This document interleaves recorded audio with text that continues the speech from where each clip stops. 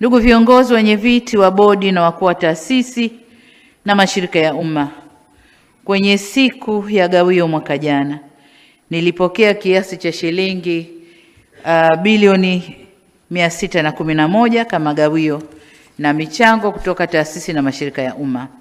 Changieni kwa faida mlioitengeneza.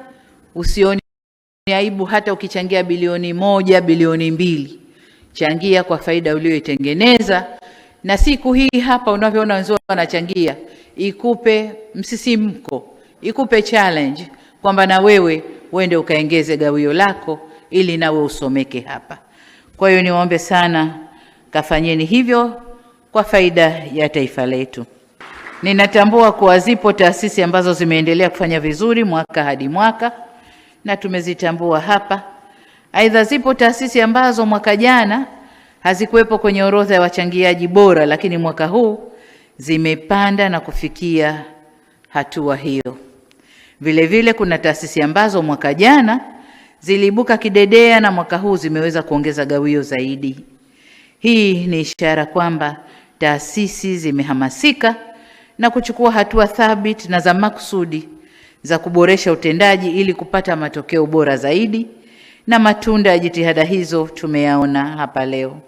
Napongeza wale wote ambao mmechukua nafasi za juu zaidi ya zile mlizokuwepo mwaka jana, wale wote ambao mmechangia zaidi mwaka huu kuliko mwaka jana, na wale ambao mwaka jana hawakuchangia ila mwaka huu wamo kwenye orodha ya kuchangia.